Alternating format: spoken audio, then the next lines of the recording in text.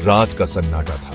तेज हवा के झोंके सूखे पत्तों को उड़ा रहे थे। गांव के बाहर वीरान पड़ी एक पुरानी हवेली थी, जिसके बारे में कई डरावनी कहानियां प्रचलित थीं। रवि और उसके दोस्त साहसी थे।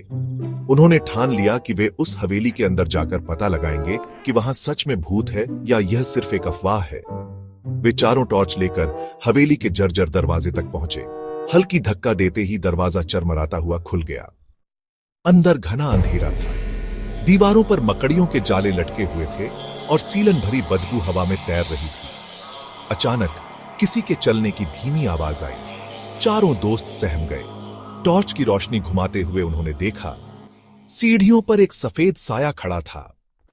कौन है वहां?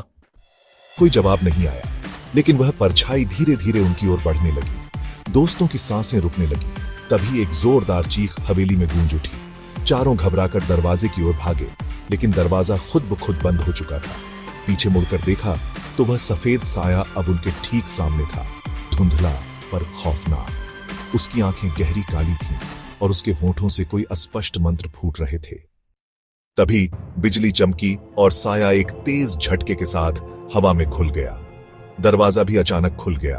बिना कुछ सोचे समझे चारों दोस्त चीखते हुए बाहर भागे और सीधा गांव पहुंचकर रुके। सुबह गांव के बुजुर्गों से पूछने पर पता चला कि वह हवेली एक पुराने जमींदार की थी, जिसकी आत्मा वहां अब भी भटक रही थी। जो भी उस हवेली में गया वह फिर कभी पहले जैसा नहीं रहा। रवि और उसके दोस्त बच तो गए, लेकिन उनके चेहरों की दहशत हमेशा के लिए उनके जहन में छप गई। किसी ने फिर उस हवेली का रुख करने की हिम्मत नहीं की। समाप्त।